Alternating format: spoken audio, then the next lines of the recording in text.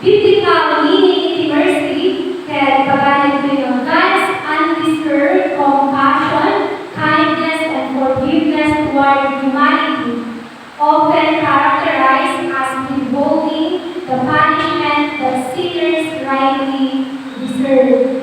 Iti kaasi, kaya imbes na mapanish tayo, nagkapo iti kaasi ni Apo Diyos, at damahan na tayo ipanish, na po iti nagbasbasulan tayo.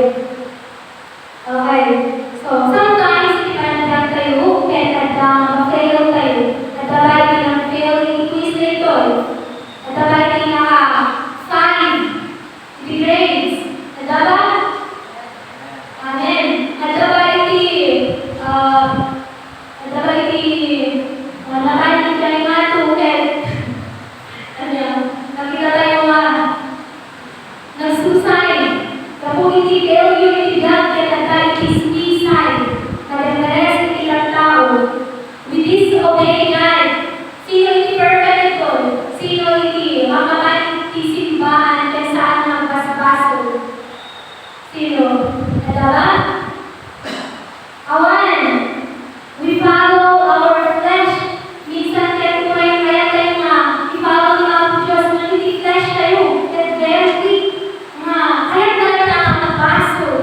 Because we are here on earth na talaga dahil sufferings na ma-encounter and ma-experience itong gaway sa kanya tayo. And because of mercy ni Apo Diyos, at tayo dito. Diba? Despite hindi nagpaspasulan tayo ni Apo Diyos, at tayo dito, kapag kaasi ni Apo Diyos, nakapayadang ikisamo, kapag kaasi ni Apo Diyos, nakapayadang kaitana na atwaw, para na sila ng pilihan ni Apo Diyos, ni Apo Diyos ng pilihan ka, kaya isunan niya ang tenity mercy, nakapayadang ka dito, yung ating dinig, kaya nakapayadang dito, yung ating tayaw, kaya ni Apo Diyos. Okay.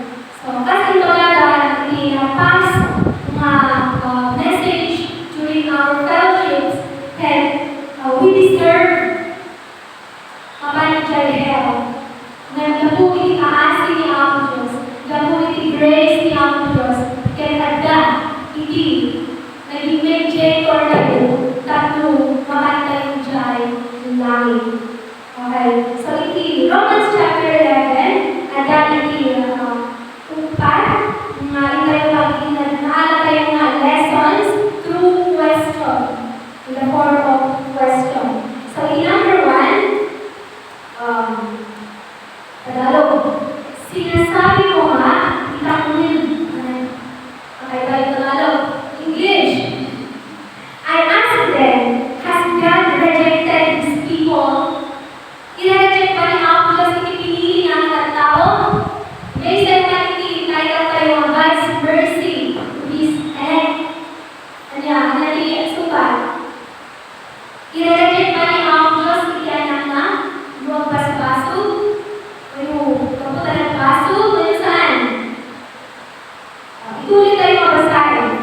Absolutely not. For I too am an Israelite, a descendant of Abraham, from the tribe of Benjamin. Verse 2, God has not rejected His people whom He foreknew. Or don't you know what the scripture says in the passage about Elijah? How he pleads with God against Israel. So, ang question ito, manusumbahan ni Apostle Paul. Kapag na hindi na tao na, i-reject ba ni Apo Diyos inayin na at tao? Kung saan?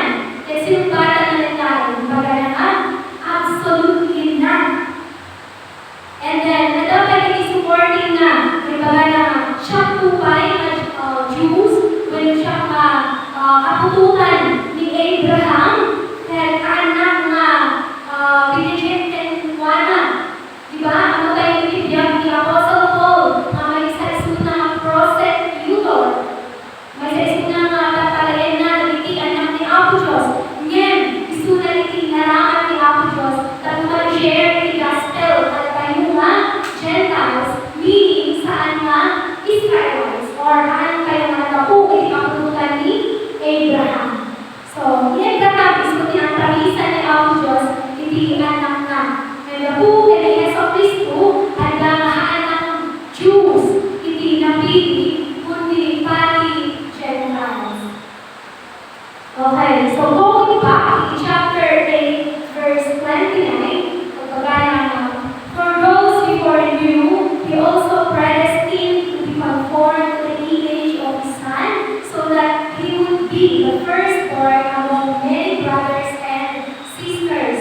So we come verse 13. And those he predestined, he also called. And those he called, he also justified. And those he justified, he also glorified. So, ibang bagay ito nga, di verse 2, God has not rejected His people whom before you. Ibig sabihin, haan na nga, i-reject kita tao nga, pinili nga, or ang una, pinili nga, nalikod. Before nga, i-create na, i-grupo. Di verse 20, o verse 30, kaya ibang bagay nga, i-predestined ni Apo Diyos, isulat, pinili, o inayaban ni Apo Diyos. Kaya tayo, inayaban ni Apo, may isa tayo ang inayaban ni Apo Diyos, may isa tayo naging injustify ni Jesus Christ. So, hindi pa nga panagkita ni Apo Diyos, itutunggalan lang na, handa ni Yeso Kristo, He is righteous. So nga, handa yung word na, we are righteous. All believers of God, at Yeso Kristo, we are all righteous. At the same time, we sing, at dalatan na, ang siksik tayo ng righteousness, at daan na saan nga, ang balbayo. Tayo ipanangkita ni Apo Diyos, itong galalang na, kay Jesus Christ. And lahat ng mga ginastify ni Apo Diyos, isulat ni mag-glorify. So, hindi, biyak kayo dito yung awan pa hindi nag-glorify. So, ibig sabihin, adalatan ng basbaso tayo. Yung mag-glorify tayo, mag-glorify tayo yung mabari tayo, hantay yung tele ang basbaso. Nandang magandaan ito yung hantay nga magyari dahil yung mag-glorify, adalatan nga ang basbaso tayo. Ngayon, saan tayo nga ang tawag hantay nga aramatin or i-place ni Apo Diyos hantay nga sa pride. Hindi nga i-absorb ulit. Hindi natin abuse or absorb. Huwag natin i-abuse na dahil righteous tayo kaya. Siya upuli siya ay simbahan or ang basbasa na kayo ng Apo Diyos. No, i-respond din ang awat ni mercy ni Apo Diyos kaya nag-biyag-biyag ni righteousness. Ito ba na mawala tayo? Amen. Dansa. Okay. So, dito tayo tayo na basahin. Iti verse 3, nga Apo Diyos at ang preserve na dagiti anak na. Like Apostle Paul, na may sa iso na prosecutor, may sa iso na Jews. Ngayon, inaraman ni Apo Diyos itanagyan na mag-serve and follow. No, i-internalize tayo tiyan tayo. Kasi, may sa tayo ba ang kaslatin ni Paul? Or very righteous tayo ni before tayo na-encounter ni Jesus? Di ba saan? Kaya kawan, aking tayo ulit. Hindi unbelievers tayo, at nalago, pinapaspasulan tayo. So, di ba? Kung nalago, pinapaspasulan tayo, at dama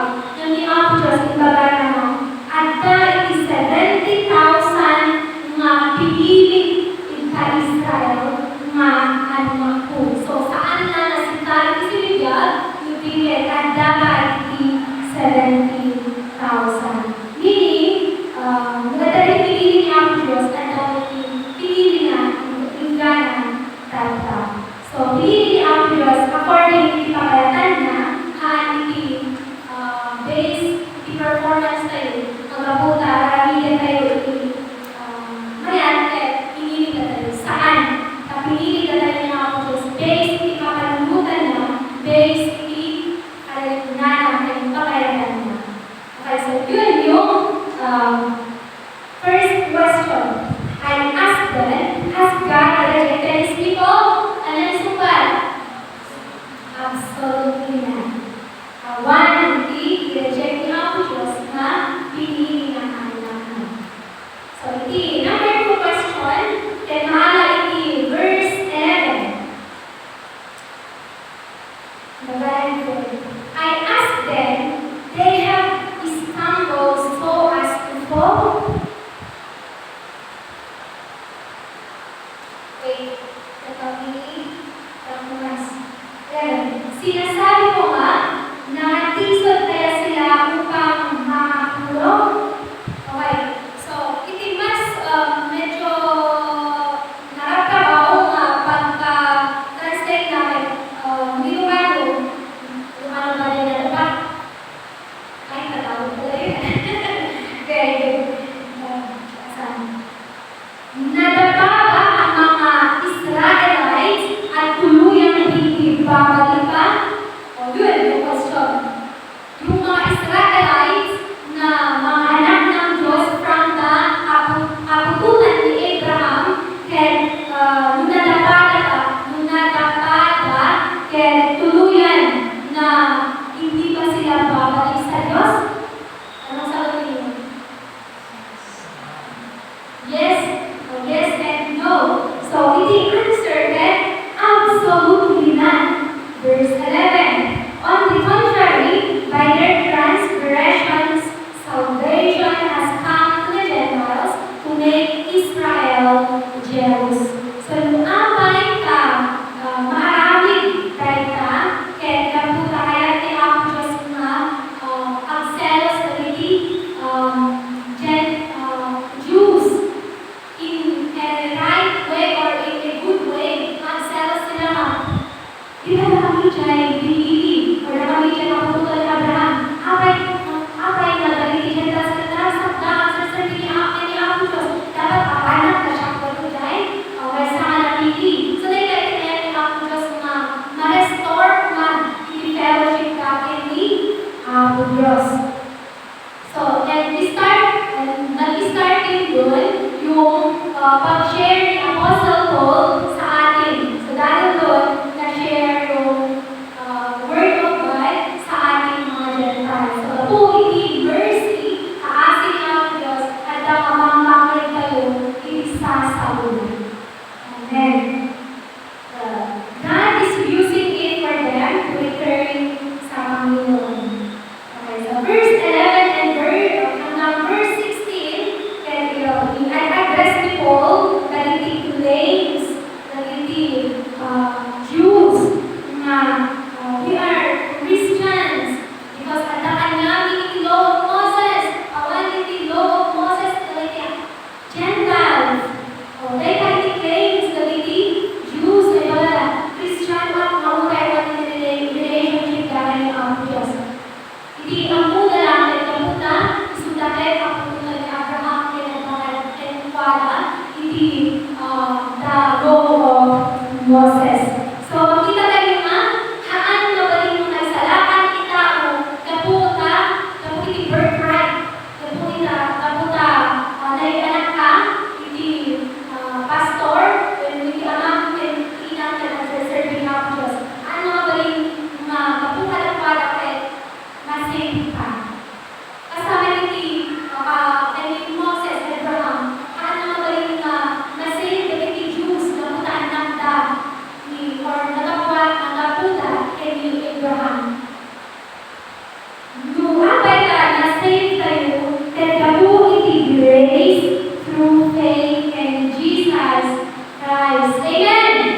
Amen! So, ano base na nakakalimastor, na-save ka saan? We are saved by grace through faith. So, hana, nadapa, ay lumano na, diba? Lumano ba sa pala yun?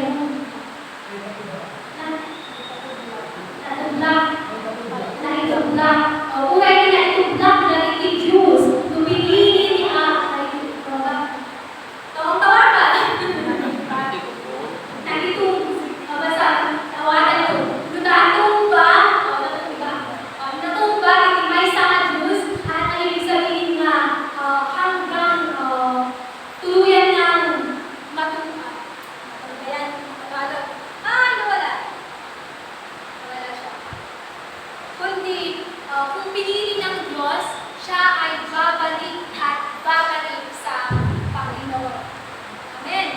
So, di ba, minsan din sa ating buhay is,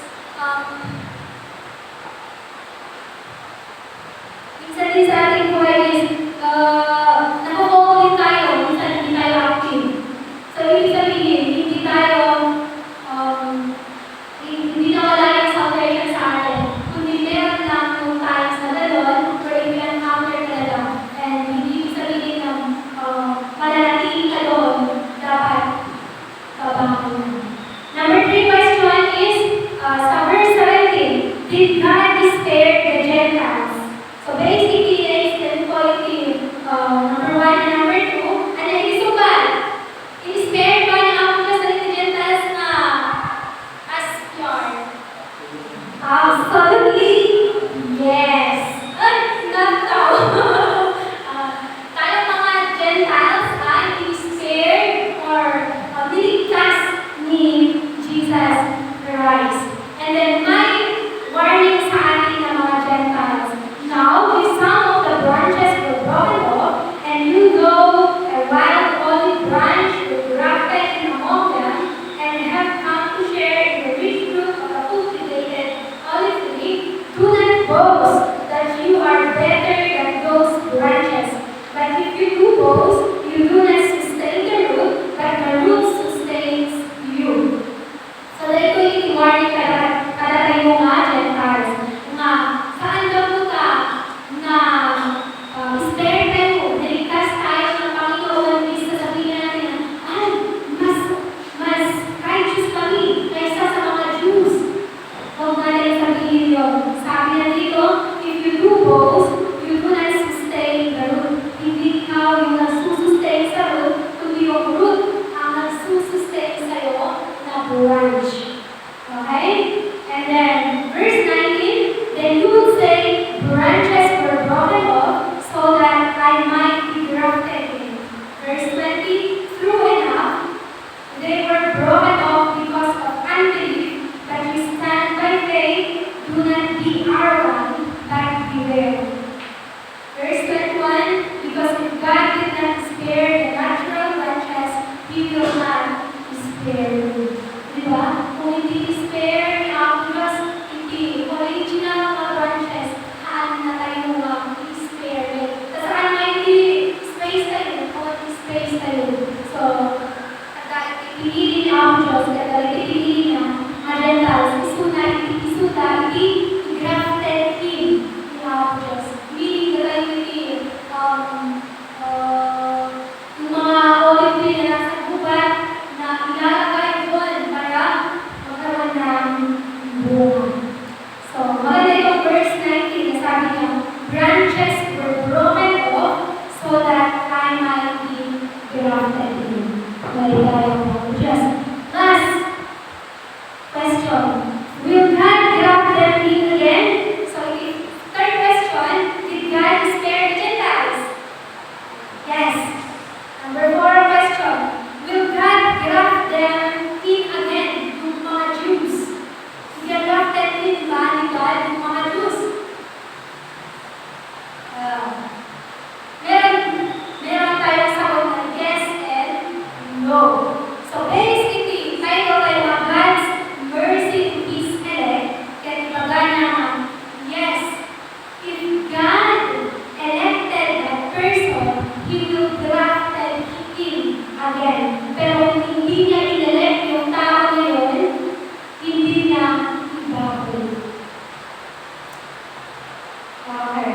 So, mga panyahan na nga ibabalik, hindi niya ibabalik, is based sa, binasa natin sa verse 2. God has not rejected His people who believe for you. So, ibig sabihin, meron yung mga tao na pinili ng Diyos na mag-serve sa Kanya. And even if they do not remain in unbelief, to be grafted in because of God has the power to graft them in again. So, verse 23, we have just yung power na makikaten, yung power na isubli. Verse 24, for if you are out of from your nature wild olive tree, and against